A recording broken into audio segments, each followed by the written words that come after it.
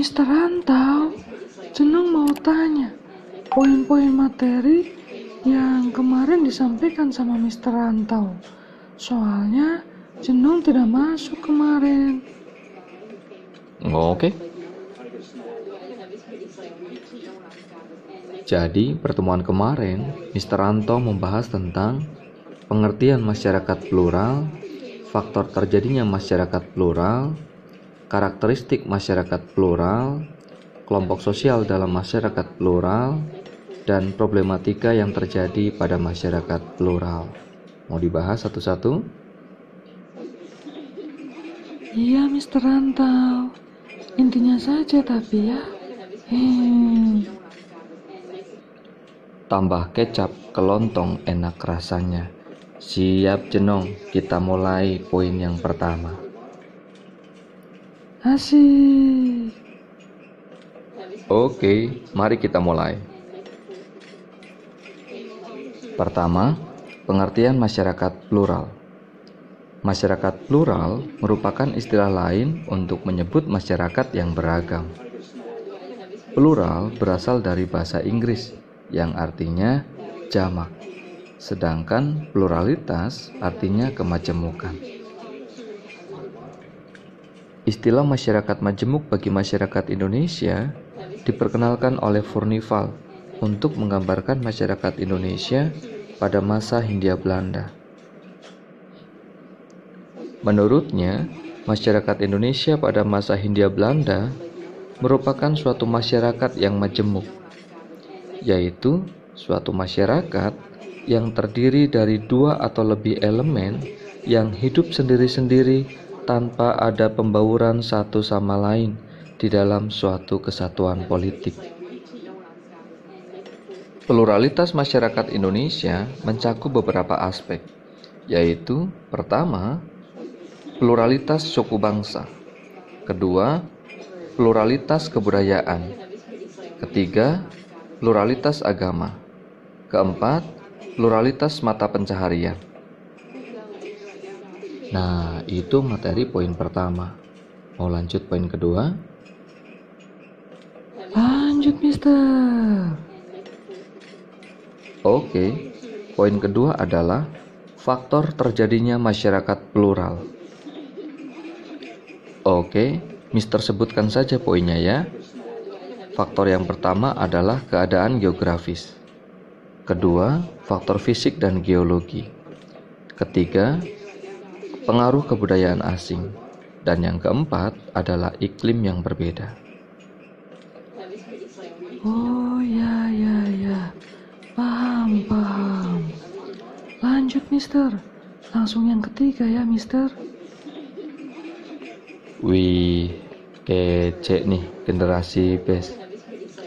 Oke, kita lanjut poin ketiga, yaitu tentang karakteristik masyarakat plural.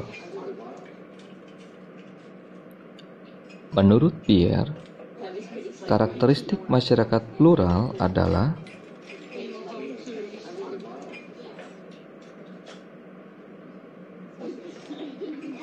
pertama, terjadinya segmentasi atau pembagian ke dalam bentuk-bentuk kelompok yang seringkali memiliki subkebudayaan yang berbeda. Kedua, memiliki struktur sosial yang terbagi-bagi ke dalam lembaga-lembaga yang bersifat non-komplementer atau tidak bersifat saling mengisi atau tidak bersifat saling melengkapi. Ketiga, kurang mengembangkan konsensus atau kesepakatan bersama di antara para anggota terhadap nilai-nilai yang bersifat dasar. Keempat, relatif sering terjadi konflik. Kelima, umumnya integrasi sosial tumbuh karena paksaan dan saling ketergantungan dalam bidang ekonomi. Dan yang keenam, adanya dominasi politik oleh suatu kelompok atas kelompok lain. Wow, lumayan banyak ternyata. Oke, kita lanjut poin kelima biar cepat selesai. Poin keempat adalah kelompok sosial dalam masyarakat plural.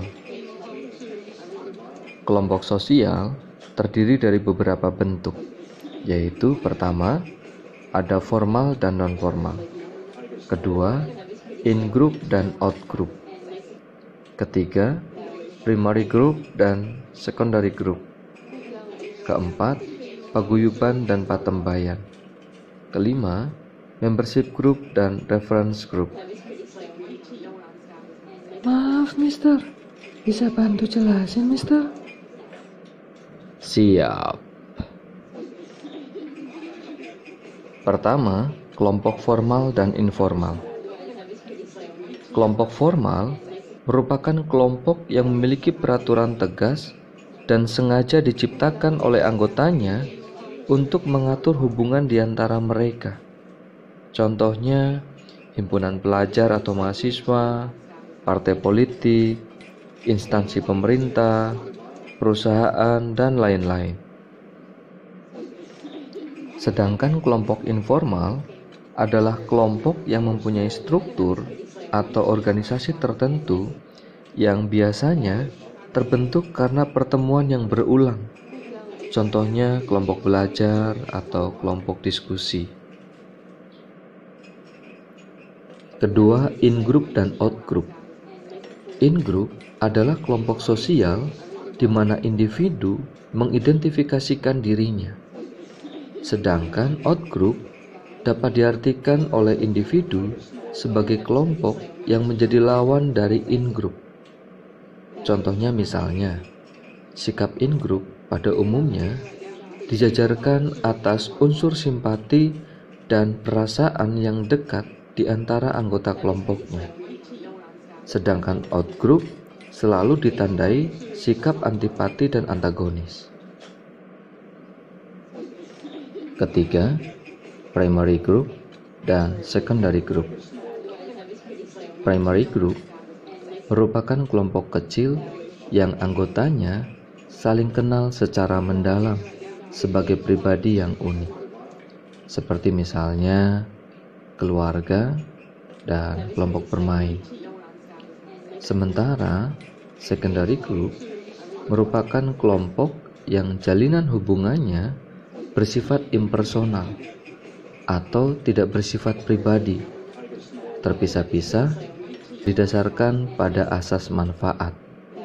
Misalnya serikat pekerja, mitra dagang, atau persatuan orang tua murid dan guru.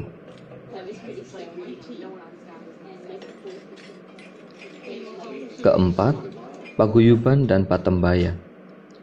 Paguyuban adalah bentuk kelompok di mana anggotanya diikat oleh hubungan batin dan murni, bersifat alamiah dan kekal. Terdapat 3 tipe paguyuban, yaitu Gemeenschap of Blood, Gemeenschap of Place, dan Gemeenschap of Mind.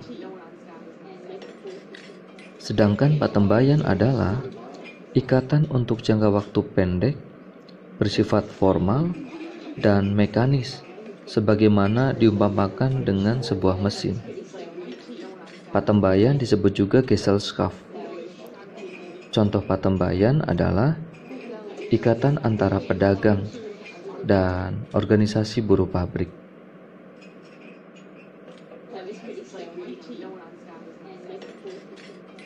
Dan kelima, membership group dan reference group. Membership group adalah suatu kelompok di mana setiap orang secara fisik menjadi anggota kelompok tersebut.